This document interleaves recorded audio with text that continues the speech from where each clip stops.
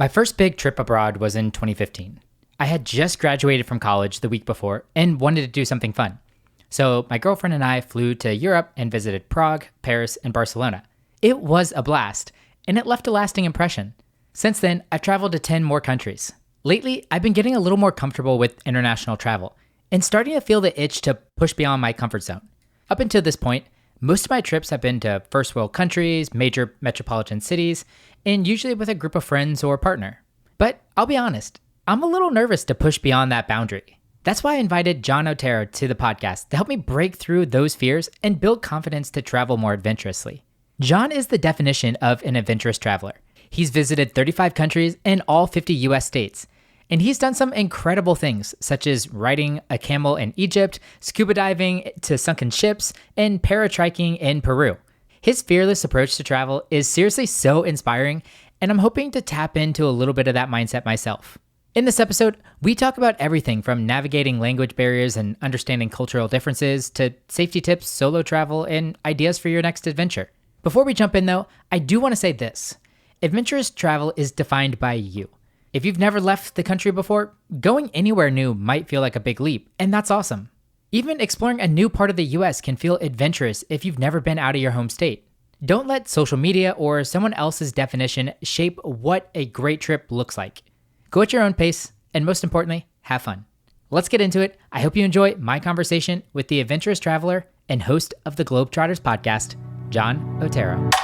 What was one of the very first trips where you were way outside your comfort zone? Like maybe whenever you got back home, you were like, oh shit, I can't believe I did that. Yeah, okay. I think this is going to sound very surprising to most people because when most think about travel, they think of leaving the country. Sometimes travel can just be leaving your state or leaving your city and being completely uncomfortable or out of your comfort zone. So I always tell this story of I had been really sheltered in LA, Southeast LA, growing up there. So I didn't really get to interact with a lot of cultures or primarily Caucasian people. Mm-hmm. The demographic of the area that I lived in was primarily Latino and Black. So when I actually left for college in Northern California, and all of a sudden, I was thrown into an environment with Asian, but not just like Chinese. It was like Korean, Japanese, Vietnamese, Caucasian from all parts of the world. That was the biggest culture shock I had ever experienced. And probably to this day, I think that still remains true. It was just a different world I didn't know existed. That was probably one of the first times I had any sort of meaningful conversation with someone that was white. I was surprised when I was researching you. I was expecting that you and your family probably did a whole lot of travel, and then learning that you grew up low income actually surprised me, and you didn't do a whole lot of traveling. No. But it sounds like mariachi was kind of the first thing that broke the noise and got you into traveling. Correct. And so from the ages of about 8 to 16, give or plus or minus like 1 year, we mainly toured and traveled around the Southwest United States. And so again, at most of these performances that we had, we're getting hired by people who have an appreciation for mariachi music, primarily Latino people. So even in these like early on experiences of like traveling to other states, I'm still kind of interacting with what I was comfortable, right? When did you start seeking out more adventurous or like off the beaten travel experiences? Yeah, it didn't come until later on. I think I was 21 that I truly went on my first, this is unlike anything I've ever done before. At 20, I studied abroad in Granada, Spain, and I got to do a little bit of solo travel, mainly in like Western Europe, a little bit of Northern Morocco or some parts of Morocco. But for the most part, I was still traveling with people that I knew, people that I had met. I wouldn't consider it adventurous travel by my current definition, but at 21, I did a month in a camper van in New Zealand, did both islands, spent the entire month in the camper van. If you wanted a shower, I mean, you needed to either go in the sea, a lake, or pull over at some sort of rest stop that could accommodate that type of luxury, if you want to call it that. And that was the first time that I had to rough it.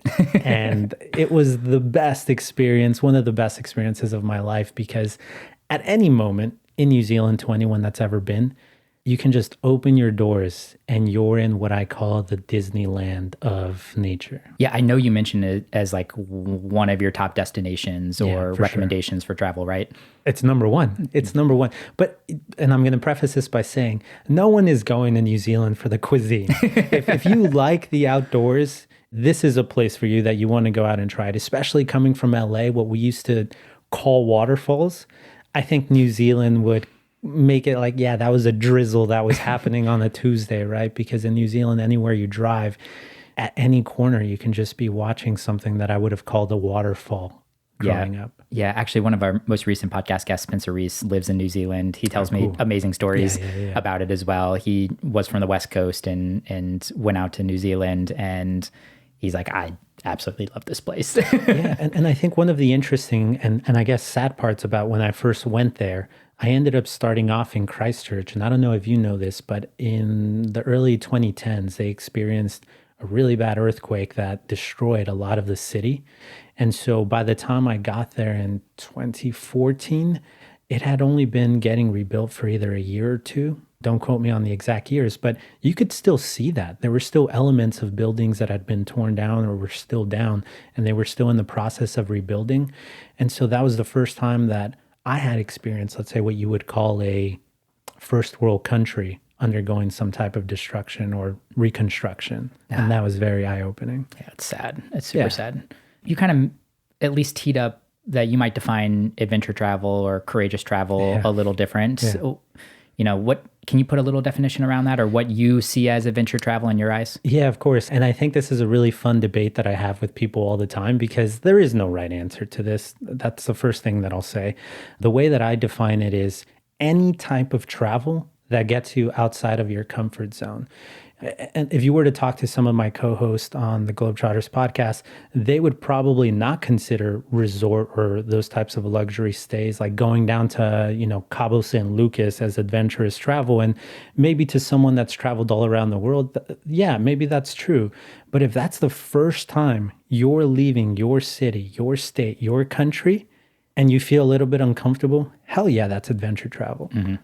Yeah, I think that's good perspective for this conversation, because I want this to be inclusive for everybody that's listening. And, if you're typically going down to Florida beaches and that's been like your definition of travel over the last 2 decades, and you're ready for something a little bit more different, exciting, and you want to go try the West Coast or something, that's totally fine. Or if you've been traveling abroad, but maybe you go to major English speaking cities and you're ready to try something in a different country that doesn't speak your primary language, and or a smaller city that won't have the same luxuries or accommodations, like that is fine too. I think we're going to cover it all today. Yeah, and I think within the umbrella of travel, there's something for everyone. So if your preferred style of traveling is to be at beachy destinations, yeah, I got something for you. That could be in a different part of the world that might be subjectively a better experience than a Hawaii or a Key West.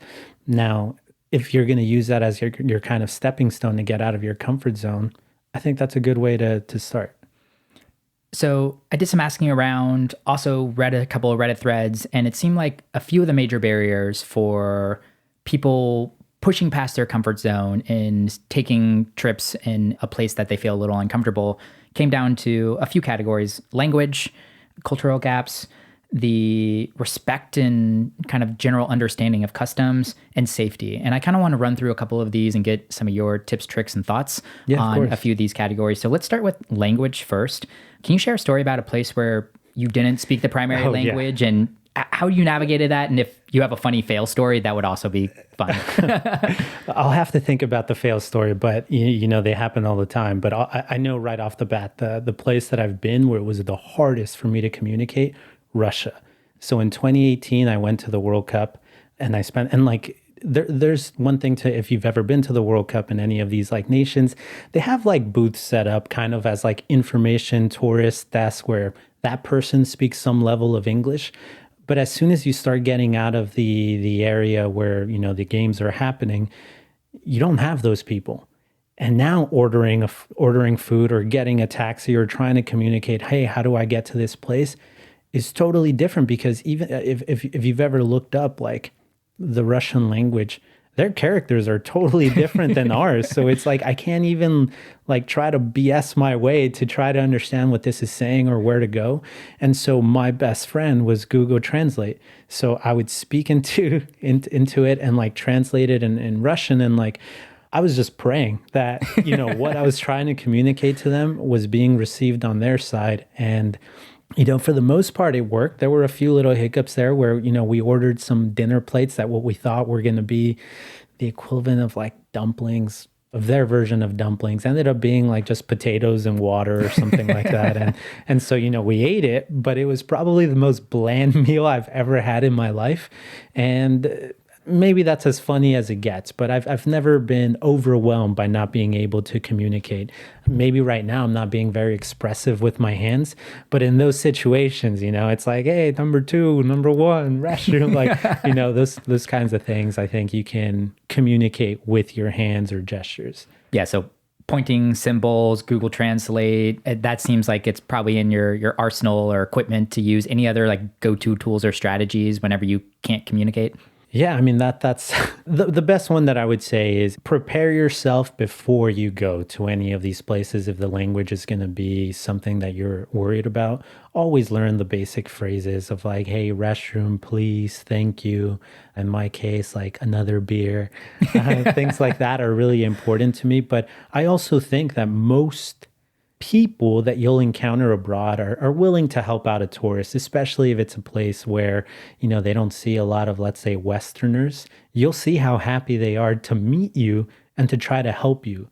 The best story that I have of not being able to communicate with someone in Morocco, which, by the way, they speak a lot of languages because they're so close to Spain: English, Spanish, French, Arabic. But I had gotten separated from the group, and I had no idea how to get back to this restaurant. I didn't have a cell phone with, international service at the time. So it's like, holy shit, I'm lost. And I randomly came across this guy, and I started trying to show him a picture of where I needed to go from the itinerary that I had. And he basically just he didn't say anything to me in English. He pointed his finger at me and he said with a gesture, like, come with me. I just followed this guy for about 10 minutes, hoping that he was taking me to the right place. And as soon as we got to the destination, he just pointed up and he said, Salam alaikum, or Malaikum salam. And I just kind of give him back that greeting. And I was like, holy shit, like with a photo, this guy was able to take me to the right place and didn't ask for anything of me. He went out of his way to take me on a 10-15 minute walk to bring me back, and just went about his day. One of the nicest things someone has ever done for me abroad. Man, I kind of wanted to hold this to the end, but I feel like it's begging to come out right now. Sure. I feel like traveling in general shows you the humanity of 100% of humans in the world. I feel like 95 out of 100 people want to help, are genuine people. And you almost bring that back to you whenever you come back, especially the States, and you see a non-English speaker struggling at a restaurant to order. Like, you have been on the other side of that now, and you have the empathy. You can help them translate or do what you can to like help bridge that conversation. And prior to that, I've heard people, and I've been out with people that are like, oh my gosh, like if you don't know English, why are you here? Like, don't like stop coming to the States. I'm like, you've never done any international traveling then. Yeah, it's very obvious. Yeah. And look, I think you touched on the key word there, empathy. I would consider myself, maybe not at the time, but maybe a little bit of a selfish person prior to really getting out there in the world. And I think one of the things that it's taught me is, a lot of things, but 2 things that stick out. Number 1, there is no one way to live a life. I've been to some really poor countries where the people there had little to offer me, maybe from a monetary standpoint, but showing me all the kindness in the world, what little they had, willing to share it with me. And fuck, I've been to, sorry, can I cuss on this? Definitely. And fuck, I've been to some like first world countries where they wouldn't even let me use the restroom or get a glass of water because I wasn't a paying customer there. And so things like that just kind of create this shift in how you perceive people. And so when you come back to, your city or your own country, you start perceiving things a little bit differently. I've always said traveling is growth for the soul. It's definitely increased my emotional intelligence and, how empathetic I've become. Another obstacle that popped up whenever I was preparing for this was people being hesitant because they didn't want to break rules, customs. They wanted to be respectful. And I actually really appreciate that. Most people know that different cultures have different kind of customs, different kind of traditions, different kind of rules. And they didn't want to go there and break some of those rules and feel uncomfortable. Like one silly example is my girlfriend and I went to Tokyo last fall, and oh my gosh, the difference between riding the subway in New York City and riding the subway in Tokyo, completely different experiences. And like two silly examples is they don't eat or they don't talk on the subway system. The talking is surprising. The eating and drinking, I guess I could see that. Yeah. But if you didn't do a little bit of research ahead of time, you might not have recognized that. Do you, like, what are some ways that you prepare whenever you're going to a new culture, a new country, and you're trying to understand culture and rules kind of prior to arriving? Prior to, this AI intelligence age, ChatGPT is a great resource. However, I will put this caveat, always ask ChatGPT to fact check itself, use credible resources to prove what it's telling you, because the last thing you want to do is depend on what a robot, if you want to call it that, is telling you to be true. So take that first. But two, Google is your best friend. Like, just Google the differences between American customs in this country that you're going to go to and how the rules are different, or the laws. Because to give you another like funny example, when I was in Singapore, it's actually a crime to chew gum in public. Like, that is a thing. I'm a habitual gum chewer. And I was really struggling with the fact of, do I risk it? Do I really want to, get in trouble for chewing gum when I chew through 2-3 pieces a day? And, once I got there and I started talking to locals and meeting them, like, I saw them sharing pieces of gum between each other and to me. They're like, yeah, as long as you're not, Spitting it on the ground or... Yeah, like all within reason. Like, yeah, it is a law, but it's one of those things like jaywalking in the US where it's like most often it's overlooked, even if a cop sees you. But you could have the terrible luck like I did when I was in middle school and jaywalk and then get pulled over by a cop, and that was a whole thing. But same thing there. Yeah. And then I guess maybe when you're there itself too, is it just perception and being observant on what other people are doing around you? Yeah, I think the first thing you want to do before you go any of these places, if you've already done a lot of travel, you probably don't go in with a judgmental attitude, because I think the first thing you should know is it's going to be different. What their normal isn't our normal, and that's okay. And so sometimes you can look up those cultural differences or norms before you get there, so you have a little bit of an expectation of what it's going to be like, and then kind of test it for yourself in person. Is that the reality of what you're seeing? And then kind of gut check yourself. To what degree do you want to, let's say, go on either side of that spectrum? Yeah, luckily we recognize that, or we've found through research that people don't eat or talk on the subway.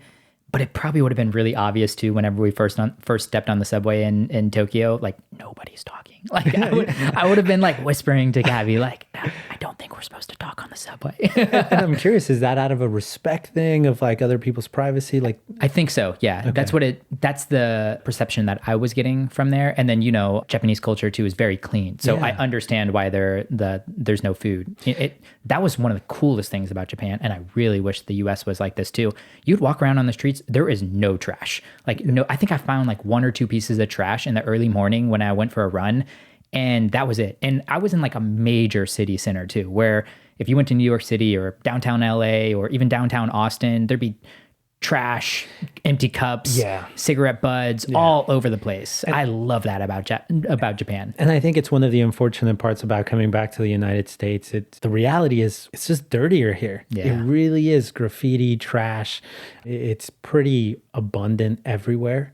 And then you go to some of these major metropolitan cities like, Singapore or Tokyo, and you see millions of people live here, and yet there's this culture of respect for the community, the city, and your neighbors, that you just don't behave in that way. And I think that's so beautiful, and I wish we could incorporate a little bit more of that into our communities. I mean, I love the US for the fact that we have so much independence and singularity, and like us as individuals, we're very proud of who we are, and we're very achievement oriented. And then you go to, especially a lot of Asian cultures, it's very community focused and group oriented, and you respect the people above you from a leadership standpoint and a elderly standpoint, which is, once again, they both have their pros and cons. Like, you kind of fall into rank, and as an American, you're like, I like our individuality. But something like the silly example on trash, it's like everyone picks up because, not because they're thinking about themselves, but they're thinking about everybody else too. And they're like, I don't want to make this a dirty environment for other people. Yeah. And look, I might say that there's certain aspects of our, I'm a proud American, and I love being a US citizen, but you could pick apart some things where you try to improve on those things, right? And you can learn from other countries, try to adopt those practices. And then the challenge is, how do you actually instill it in your own neighborhood or community? Not to sidetrack too much, but I joined the HOA board for this new community that I live in. Why am I not surprised? No. But for the reason that it's like, I care about knowing your neighbors. I care about the community. Like, I want us to all live in like a clean, safe, and a place you can be proud to raise your kids or, just live in. And that's why I decided to join the board. And from seeing these things abroad, going back to your point about like American individuality, and like one of the pros about here is we are kind of empowered to challenge authority. And I love that. I am that type of person. Just because you're older than me, and like, granted, you might be wiser in some ways, that doesn't mean that you're without faults. Yes. And I should be able to challenge that or question it at the very least. Were there any rituals or traditions, customs that you saw in other countries that really stuck with you or surprised you? Many. I'm trying to think of, some of the more standouts. I'll give you a couple examples why you think too. I went to Ecuador over New Year's Eve, and it was so fun. And they do a lot of similar things, but they do a lot of things differently. Yeah. And the day started like on the 31st. We started the day, and my buddy started walking through like all these traditions that we're going to do around this holiday. We had to wear green underwear because it symbolizes good luck in terms of money in the future, in the future year. We picked up our suitcase and we ran around the block, which was like symbolism for like good travel in the coming year. Okay. And then it was really fun. Like, we got together, Latino culture in general, so much later than American culture. I think it was like 12:30 that everyone started to come together at night. And then we partied all the way till sunrise, which was a blast. We ran into the beach right whenever the sunrise came.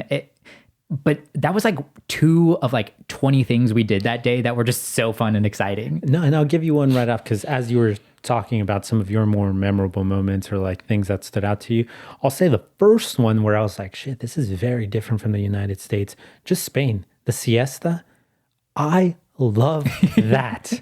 That is something which we grow up with naps as kids. Why as adults should we not have that time to take away from, the work day? Have a little time to have a little casual small beer, a little lunch, maybe a little nap.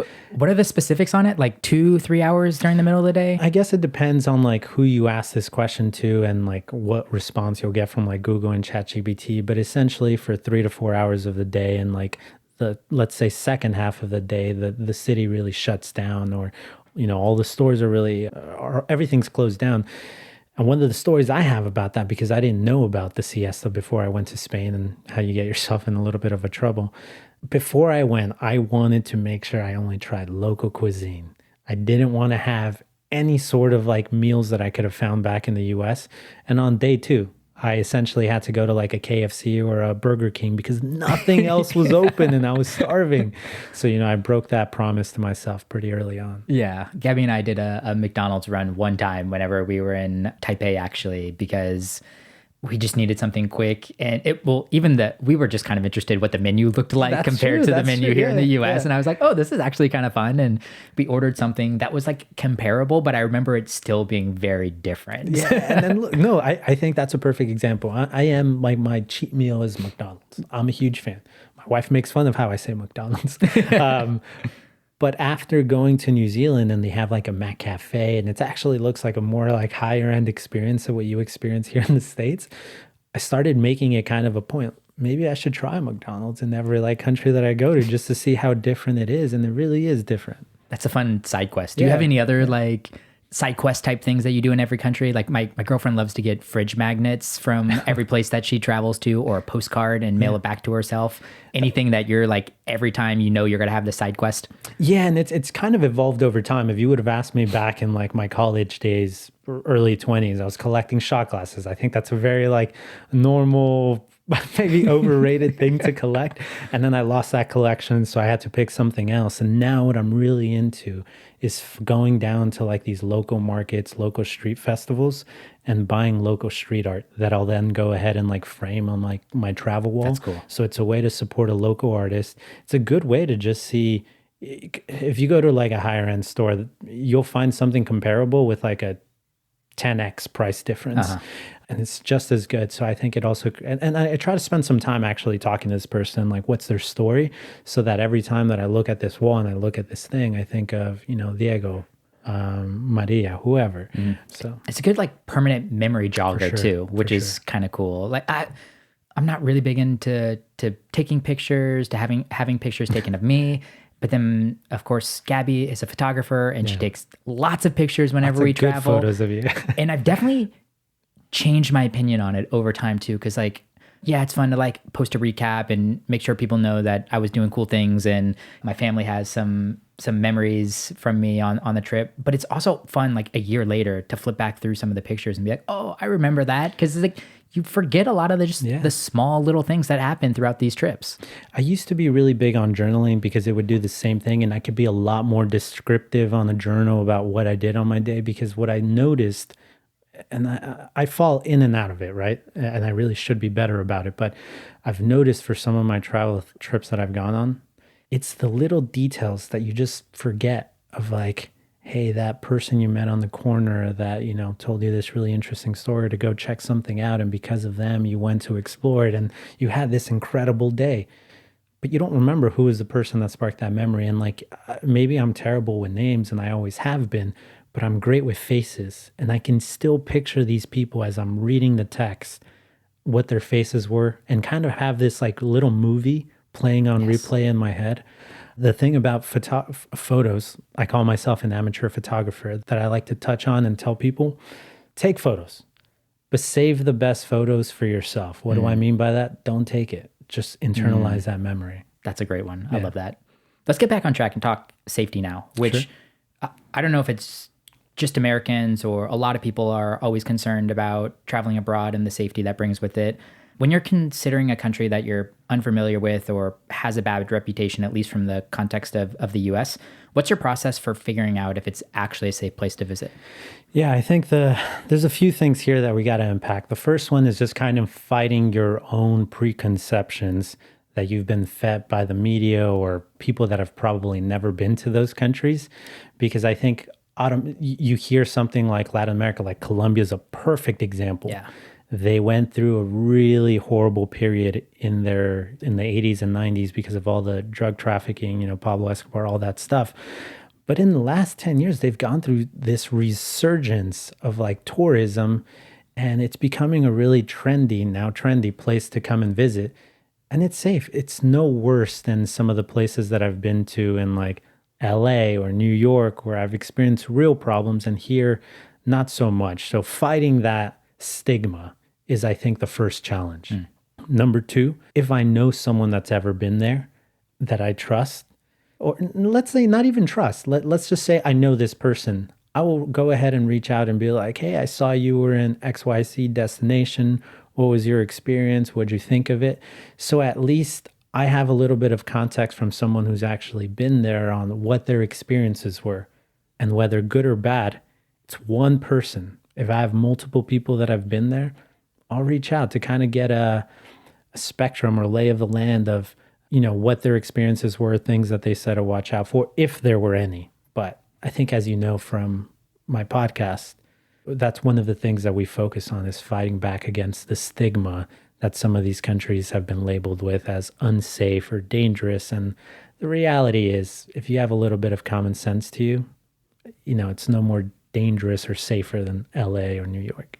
Yeah, I heard you give that kind of same example on the podcast before too, where you're like, some of the places that you live or visit in the US are probably more or less safe than some of these places abroad that you're a little concerned about. Yeah, definitely. And, speaking from experience without really going into each occasion or each experience, I've had, maybe some of them were dangerous. I've had worse experiences in like a Spain, in the United States, in Germany, than I did in Latin American or Asian countries or countries that have been designated as like a stage 2, stage 3, beware of traveling here. How do you strike the balance between like staying alert with not being paranoid all the time? Because I do think there's like a little bit of balance that you have to find here. I think a lot of the same rules apply whenever you're just around in your own city or traveling in the US. Those same rules apply whenever you're abroad too. Like, don't go out at 3 a.m. There's very few things that are probably good that are happening at 3 a.m. in downtown LA or in Colombia. Correct. And I think that that's a really hard line or, balance to be able to have between paranoid and being and kind of gut checking yourself and listening to, what your intuition is telling you. I think every person has a different threshold on, the level of paranoia that they're willing to absorb before they're like, I'm just too uncomfortable. Let me get out of here. If that's you, do it. You're already challenging yourself by every second you stay in that situation, you're experiencing a little bit of growth by like increasing that threshold. From my experience, I would say, listen to your gut. It's better to be safe than sorry.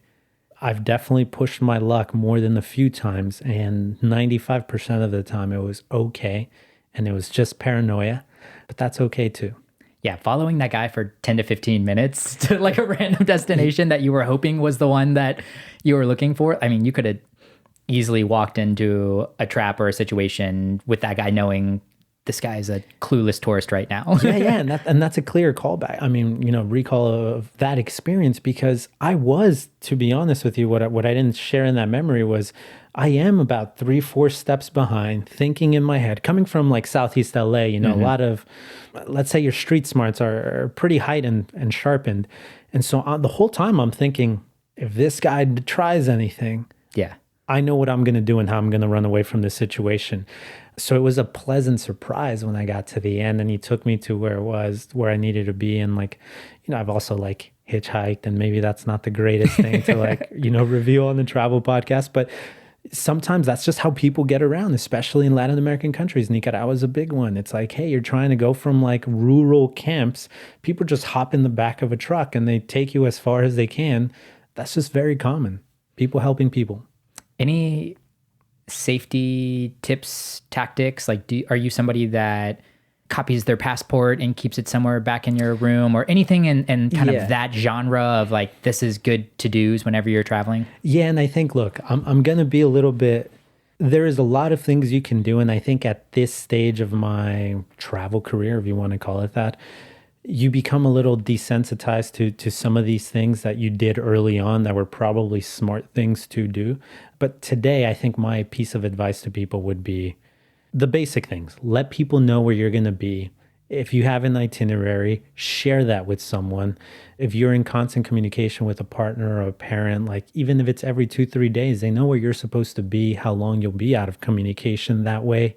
If on day 4 you told them, hey, you were supposed to message them and they don't hear from you, at least someone knows that something could be going wrong. So you always kind of have like this reassurance that someone else is looking out for you, even if they're not physically there with you. And the rest is just common sense stuff. Don't pull out money at night. Don't be by yourself. Don't be flashing cash. Don't be too flashy in places where it's, like you said, 3:00 at night and I'm pulling a wad of cash out being like, where's my hotel? Probably not a good idea to do those things. Yeah. And sometimes I might even strip down in places where I know it's a little more low income. Like I might not wear a watch at that point in time or any jewelry, or I might not wear some of my best clothes. Like there's ways to blend in a little bit, or at least not target yourself. Yeah, exactly. Target yourself, because I think maybe a little bit more challenging for Caucasian people in Latin American countries than it is for me. But same thing, dressing down, not bringing attention to yourself, at least as much as you can. And I guess a really good tip that I tell people, and I just started using this maybe about 2 years ago, you can download Google Maps ahead of time or Apple Maps, whatever you use, ahead of time, so that even if you don't have signal in these areas that you're going to be in, you can still look at your phone and figure out how to get back to where you want to be, or at least know where you are and have a direction and a guiding light to get to where you need to be. I think that's smart. Yeah. Any countries you really want to visit, but you crossed them off your list right now just because of safety concerns? At the start of, the conflict between Russia and Ukraine, I was actually planning on going to Poland and Slovenia. And then you started hearing all these things that could kind of spill over. You're not sure what's true, what isn't. And so I ended up going to Argentina instead. But, my wife is of Polish descent, further generations up. And Slovenia is a country I've always wanted to go to. So that's going back into the purview of like, okay, we've passed this unknown period of what is possible that I think I'm going to go do. But to answer your point directly, yeah, I think like Rwanda, Chad, those like Central African countries are really high on my list. But, a lot of internal conflicts that have spilled over, and you're not sure if this is the best time or if there ever will be a good time. Would you go to Russia right now? Like the Brittany Gardner thing kind of, I feel like, put some hesitation in a lot of Americans' heads about traveling to Russia. And then, of course, the war with Ukraine too. And I'll say this, I'm not worried about Russians at the general level, the general population. Yeah, for sure. I know things are going to be fine. It's mostly at the political level, or, our governments are just not friendly towards each other, and that can cause some headaches. Even going to Russia in 2018, with the World Cup ticket, they also include your visa as part of that package. And so me trying to get into the country was a whole ordeal where the plane had been stalled. They're phoning people from, I don't know if it's the Russian embassy or whatever they're calling, but they're speaking in Russian and they're looking at my passport and looking at my ID and like reading out numbers and names. I don't know what they're doing. I don't speak Russian. So that's the first time I've ever experienced that. And it was definitely a little bit off-putting. And again, going back to paranoia, I just never said anything controversial while I was in Russia. Yeah. I waited till I came back and then told people what I really thought. That's fair. Yeah. Honestly, I think some people are probably feeling that about the United States right now too. Yeah. Like we were talking about Canada and how Canadians are viewing the US right now. And of course, there's a whole lot of other things that are happening with our government, and I don't know, things that I probably don't 100% agree with in terms of freedom of speech, and some things that seem a little shady in terms of people that are traveling here internationally. Yeah. I don't know. It's tough. I wouldn't blame people for kind of viewing traveling to the US right now similar to how Americans might view traveling to Russia. Yeah, I think most Americans, if you were to look at the stats, there was this really interesting one about most, if they have traveled to a different country, it's usually Canada or Mexico. Most people don't think of those prime beachy destinations in Mexico that most people visit as dangerous, but the United States has an advisory warning for Mexico about risk of kidnapping and all drug trafficking, violence. It doesn't stop people from going, but you just don't view Mexico in that light because you think these places that are really touristy are quote unquote safe, and as a whole, Mexico is safe. We talked about before we started recording this pod about me having a guest from Canada on my podcast talking about, or trying to give me some perspective that Canadians now had an advisory warning from the government about visiting the United States because it might be unsafe. And ask yourself, if you're listening to this right now, do you feel unsafe in the United States? So you told me that one of your preferred ways to travel is solo traveling, which seems crazy to me. I guess maybe what percentage of your travel is solo traveling? And I'm curious, how does someone make solo traveling fun and not lonely? That's a great question. But first, you said something that caught me off guard. You said, it seems crazy to you. Why does it seem crazy to you? Because I think other people probably are thinking the same thing, right? I would love to challenge myself on this at some point in time, but I love traveling with at least one other person because you get that shared experience, those shared memories. You both labor a little bit of the things that have to go into traveling, which I think would be a little concerning for me. But I don't know, part of me is just man, I'm in this beautiful country or seeing this beautiful place. I want somebody there next to me too to like share that experience with. And that is where the loneliness piece comes from, right? Like I'd be lying if I didn't say that I've been to some very remote or beautiful, awesome locations or these incredible experiences. And I didn't feel a little bit like, man, I wish my wife was here to see this, or I wish my parents or brothers or friends could be part of this experience. I definitely get that. But if we're weighing the pros and cons of the experience, I'm what you would call a fast traveler. And I pack my days really tight. And I love doing experiences that are really challenging in terms of getting to these really remote locations. And I don't care if I have to wake up at 3 a.m.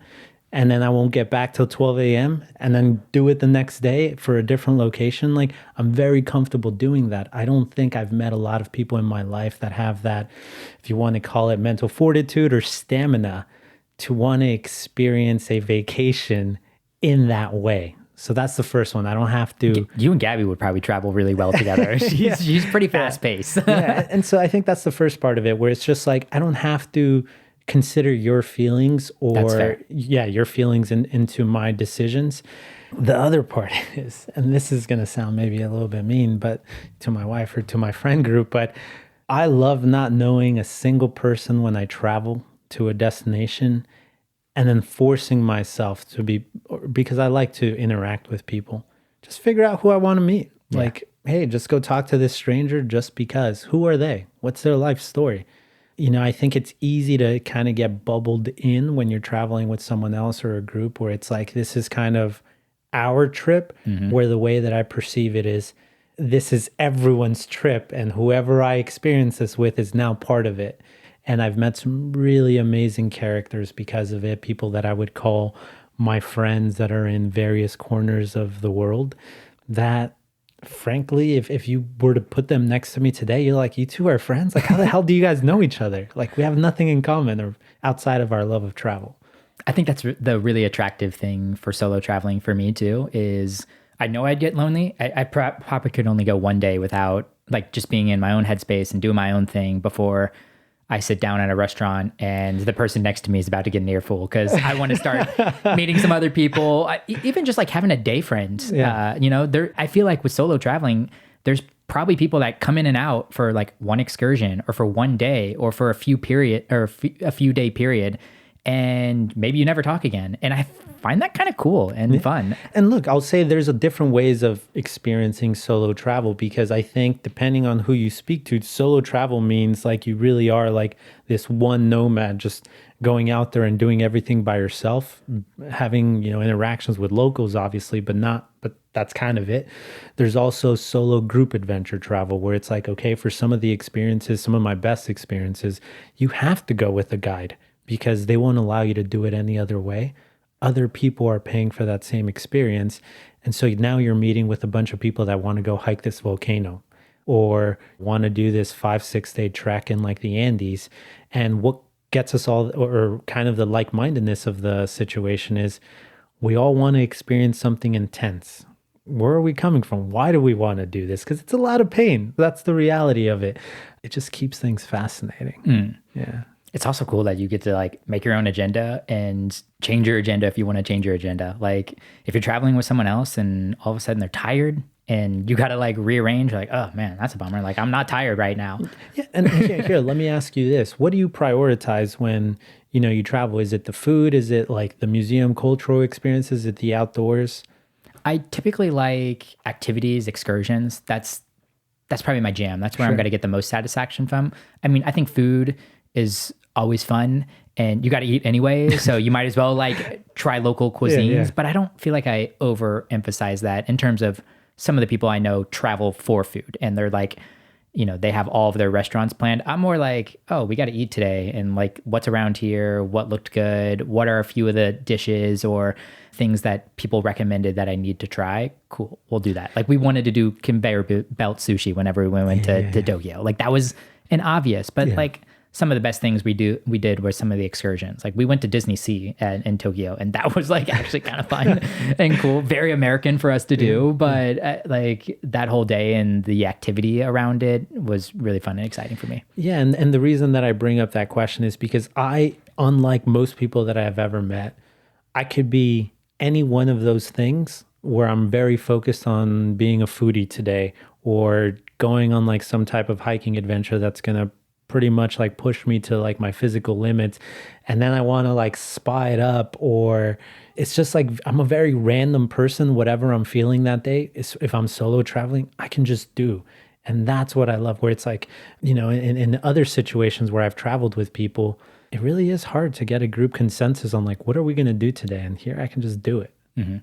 The one counterpoint that I'll make to that, group travel, or maybe just like traveling with someone else, I find the one thing that I think I would maybe miss out on a little bit is like sometimes Gabby wants to do something and on the surface, I'm like, that does not really sound that fun.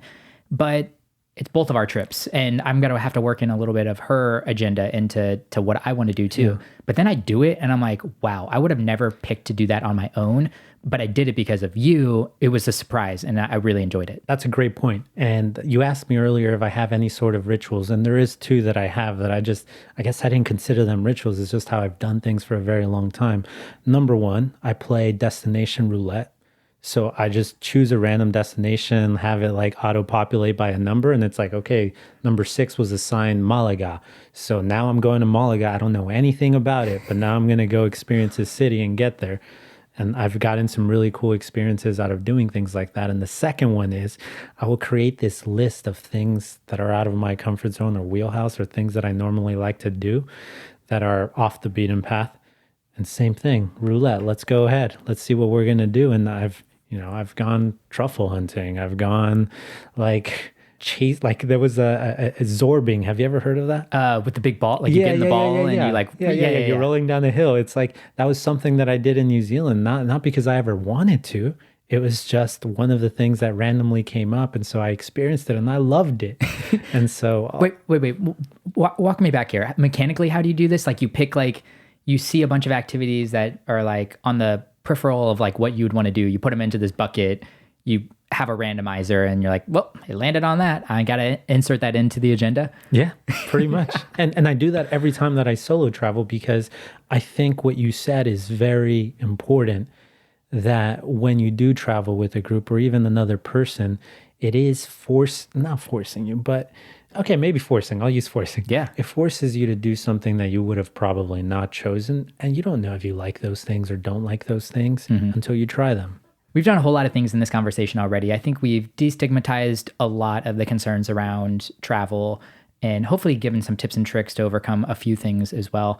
One of the other big things that I was reading online, and whenever I ask people why they haven't done a little bit more off the beaten path or adventurous or courageous travel, in their perspective, was they weren't really sure how to put it together, how to choose a destination. So let's get into this. And first, let's start with, well, we already talked about New Zealand as kind of one of your big ones. Yeah.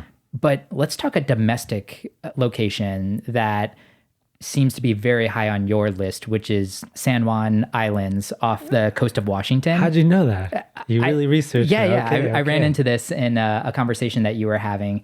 This seemed like a really cool experience. This one immediately went on my list. Yeah. Okay. So for anyone that doesn't know about the San Juan Islands, it's really a chain of islands. The technical term for it is archipelago. And it's off the coast of northwest Washington, close to Canada. Actually, one of the islands is technically Canadian. And so I got to go there the summer of 2016 or 2017. I can't really remember off the top of my head. But number one, I'm a huge ocean sea life fanatic, and it is one of the best places in the world to view orca whales, which are in my top 3 favorite animals for intelligence and a variety of other reasons. And while I was there in the summertime, I spent a month and a half there. You got to see what I would consider the first spring of my life, or going into summer, I guess. And the reason that I say this is because I had never seen so much wildlife that was just like litters of whatever you wanted to see. Deer, rabbits, fox, raccoons, dolphins, whale pods, where you're seeing the adults with their kids. Like, it was just like everywhere. And to be able to see that first whale breach out in its natural environment, because I had only ever seen this in SeaWorld and places like that, was, man, not to get too, emotional, but it made me tear. It really did. I teared up because I had never seen something so beautiful and majestic and athletic jump out of the water like that. Yeah, once again, it immediately went on my list. It was already on my radar because I'm also a big orca whale fan. Yeah. And honestly, I've been, even just in this conversation, you kind of asked me, what do I build my travel around, if it's food or outdoor activities, etc. I think I'd like to prioritize wildlife a little bit more in all of this because I watch so many nature documentaries now. It's like a ritual on Sunday. It's like I'm going to turn on a nature documentary, and I think it'd just be a really cool experience to see a lot of these animals in their natural habitats, not in zoos, not at SeaWorld, but truly how they're meant to be in the wild. And that trip alone, I was just like, I was listening to you talk about it and I was like, yes, I need to do it. No, it's such a beautiful place. And even the journey to get there is quite an adventure, right? I think my route was flying into Seattle, taking a 2.5-hour shuttle to Anacortes. You get to Anacortes and you take a ferry ride that takes you to whichever island you want to go to. I was primarily staying in Friday Harbor, San Juan Island, like the main one. But I did go to try out a few of the other islands because there's ferries that take you there like a taxi, right? So you can go island hopping. And going to Orca Island was still one of the most memorable experiences of my life. And that was going with like a group of people that I did know. So it added to the experience. So again, there's a time and place to do solo travel. Probably not the same experience if I didn't have other people that I knew join me on those experiences. But you're like chucking oysters on a kayak, watching the sunrise or sunset, having like a Pacifico or something like local. It was just awesome. Wait, so you're there for a month and a half. How'd you find yourself there? Maybe a little bit of my background. So I graduated with a degree in marine science with a focus in marine geochemistry. At the time, I really thought I wanted to go the PhD academia route into, learning about hydrothermal vents, deep sea exploration. I ended up going the tech route and went a different route. That's okay. but that fascination has always been there. And at this time, I actually did like an internship in the San Juan Islands. And so I was learning a lot about, that ecosystem. And you had people there that were divers that had all these different skill sets and experiences. And I was just like, this is why I wanted to be a scientist. Like all the things that I'm learning and seeing were incredible. And just a quick side story. Have you ever heard of water bears? But essentially, they're one of the most resilient microorganisms or organisms in the world, because you could technically take them to outer space, bring them back, give them a little bit of water, and they'll rehydrate and continue living.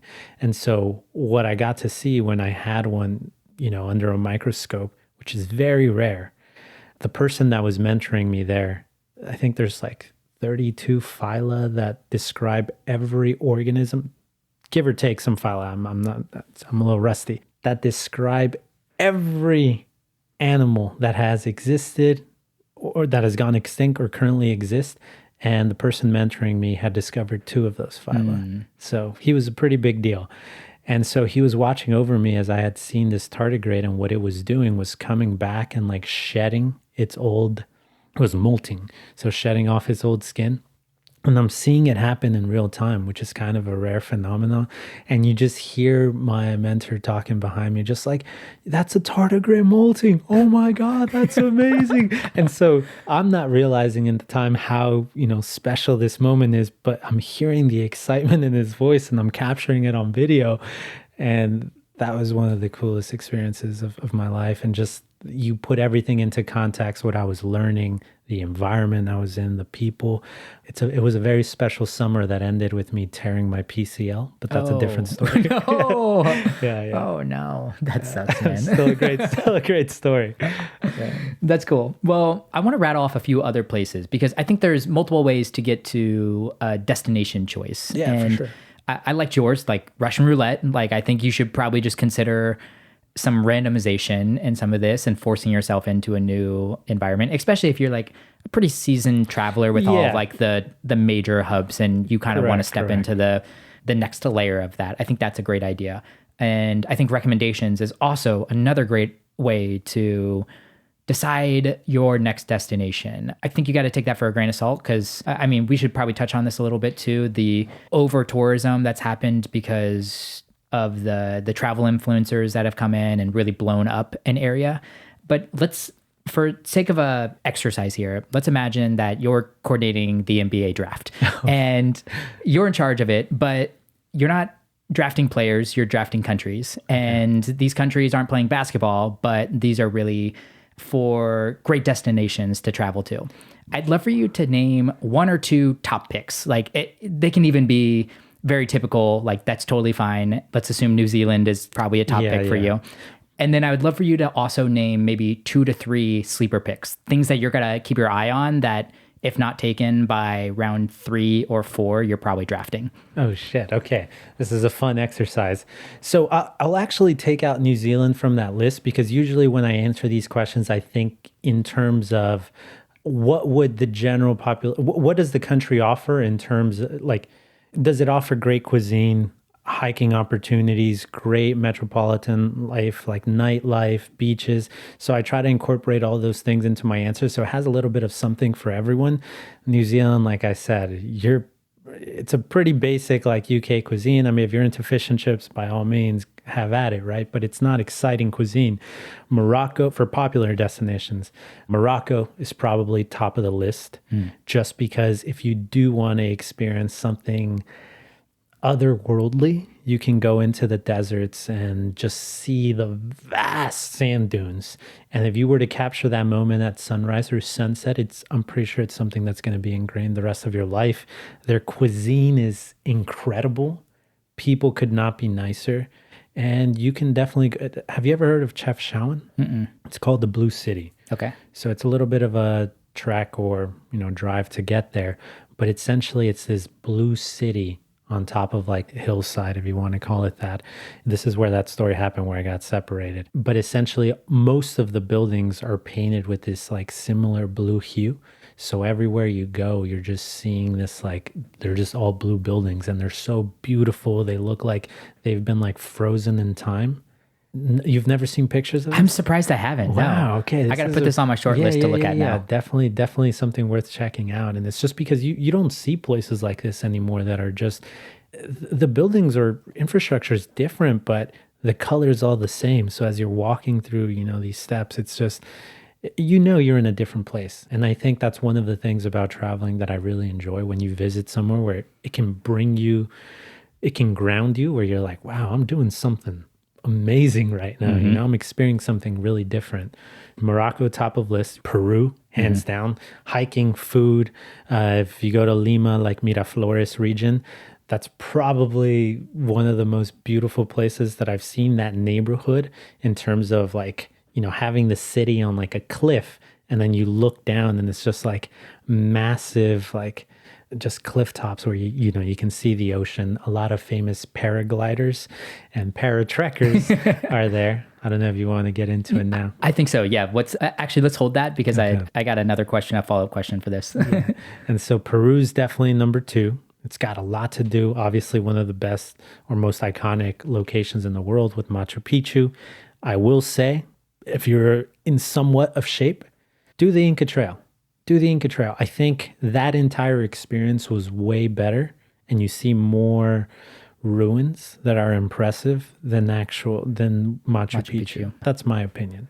And then the third one, I just don't think you can go anything wrong with it. Italy, yes, everyone chooses it, but there's a reason that people choose it. It really has amazing food, wine, the ambiance. It's just historically rich. If you like museums, like some of the best in the world, art, beaches, nightlife, it's got it all. What about sleeper picks? Like what's a little bit maybe lower on the list? Nicaragua's number 1. Yeah. And maybe I'm partially biased. You're biased, but that's okay. Yeah. No, but look, make your case. Yeah, people that have been there, it's imagine like the best of what it's got to offer competes with Costa Rica, which is probably one of the most popular destinations to go to in Central America.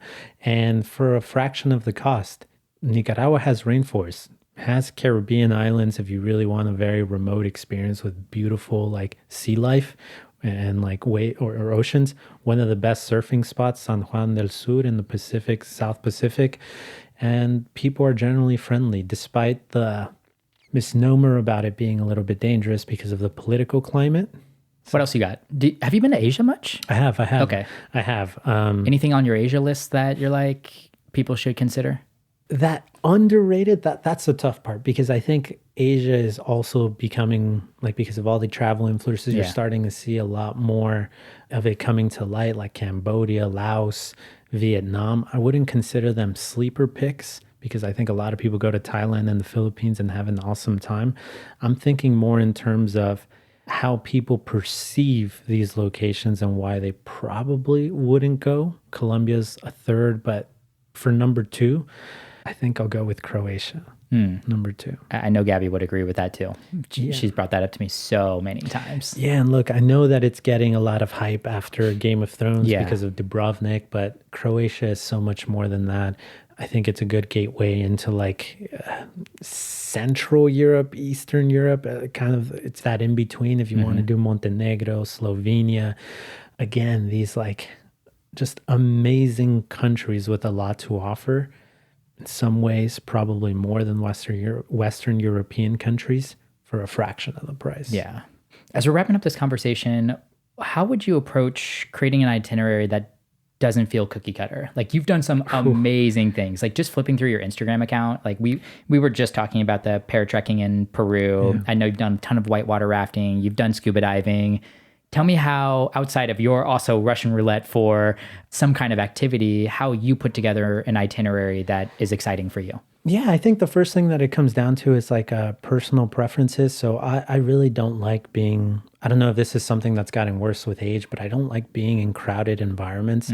And obviously the more touristy spots will have the bigger crowds just naturally. Yeah. And so I try to avoid that at all costs. And as a byproduct of those preferences, it forces me down a route where it's like, okay, let me pick some more isolated locations where I know I'm not going to really encounter a lot of people. And most of the time, I'm kind of blown away by what it has to offer, for example. But in terms of not designing a cookie cutter itinerary, I'm not perfect. I think some people would disagree if they were to see my itinerary. I still like to check off a few cool things. Definitely. But the way that I Google experiences or go about doing my research, I will look into, hey, top 10 underrated experiences. Hey, top things to do where you're not going to be surrounded by crowds. And I'm not saying that I choose those things, but it'll help pop ideas into my head that I can then pop into, like nowadays, ChatGPT to be like, what experiences are similar to this? And then it'll start giving me more ideas. And I start using those ideas to funnel it down the route that, hey, this is a little bit weird or off the beaten path travel. And more often than not, it turns out to be. That's cool. I feel like even just prompting people that have been there already around just like, what outside of like the major things I know I need to do, what was like a surprising thing that you did that is probably worth me considering? Like just the same way you're prompting Google and ChatGPT when you're having those conversations with people, or even sometimes when you get there too, where you're just like, hey, this is who I am. I'm trying to do a couple of things that most tourists don't do. Suggestions, like bartenders, cafe owners, all of these people are there. I'm sure they have great insight and could probably guide you into a direction, but you got to also give some flexibility or spontaneity in your agenda then as well. Yeah, and I think there's a lot of great, but before I kind of answer that question specifically, I think there's a lot of great platforms out there. Like one that comes to mind, I recently had like the founder of Nomad Mania on my podcast, and this person has not only visited every country in the world twice. That's insane. But he no longer considers it or no longer labels himself as having visited every country. The way he approaches it is we've divided up the world into 1,301 regions to be specific. Because if you go to, let's say a foreigner goes to LA and Miami, is that an accurate representation of visiting the United States? Technically, you did it. But did it give you a full taste of what America has to offer? And so it started kind of questioning the way that I even view some of my travel experiences, where I'm happy they happened, but I'm trying to do things where I can explore a country a little bit more, like different regions, just to see what it has to offer. And again, that'll put you in the direction of, it gets you away from, like, let's say if you're going to France, it gets you away from a Paris, from a Cannes. What does the countryside have to offer? What do people do here? And then you start getting into some activities that you might not have normally experienced. Yeah, I had Chris Hutchins on the podcast not too long ago, probably 5 or 6 episodes. This might be a good one to pair if you're looking for an episode to listen to after this, because he talks a lot of travel hacks and how to travel affordably. He told me, I can't remember if it was pre-interview or in the actual recording itself, but he likes to visit places more than once, because a lot of times the first time he visits somewhere isn't his favorite time he visits. Like, you kind of, like, the second, third time, you've maybe checked off some of the big things, you have a better game plan going in, and you can expand what your agenda would be or some of these things because you've been there before. Yeah, and I think an important point to touch on based on what you just said is seasonality. That matters. Going to, I don't know, let's say Prague in the wintertime is different than visiting Prague in the summertime.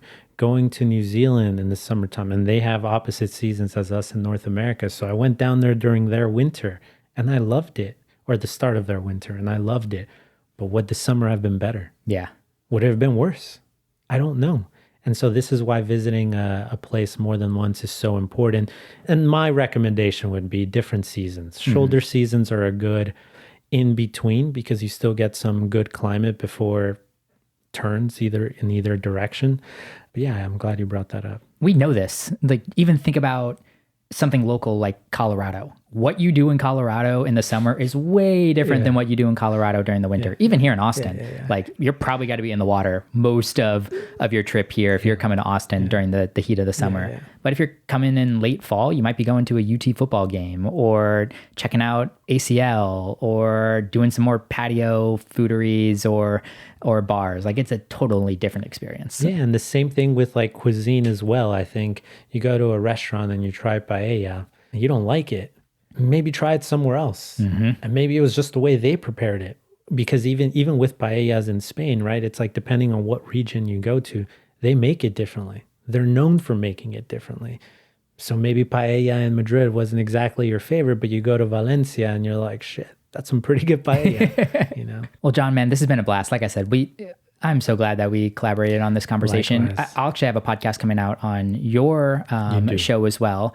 And we'll definitely be talking financial independence. So if you want to check out Jon's show, that might be a good one to tune into. But he's got some budget travel podcast episodes, or maybe just like poke around and look for some more adventurous type travel episodes on his show. Jon, can you tell us a little bit about your podcast and where people can find it? Yeah, of course. Originally started off as just telling cool travel stories. Over time, it's developed in, people that either want to travel more affordably, travel more adventurously, or they like some high-end experiences and want to know how to do some hacks to get them to experience the finer things in life using points and a few other like things we have up our sleeve.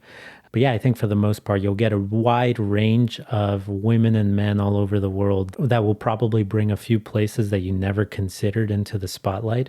And maybe you'll go there next or give it a go. Once again, this is Jon Otero. He is the host of Globetrotters podcast. Jon, man, this has been a blast. Thanks for coming on. No, thank you for asking me, man. Appreciate it. That conversation really fired me up. In fact, my girlfriend and I booked a trip to Switzerland right after, and we signed up for paragliding. I'm not gonna lie, I'm a little nervous, so if you've ever gone paragliding, let me know what it was like. What I loved most about the conversation with Jon is how inclusive it was. It doesn't matter how much travel experience you have. If you're stepping outside your comfort zone, you're traveling adventurously. And travel is honestly what is most exciting about this next chapter of my life. I'm so grateful that financial independence is giving me the freedom to explore it.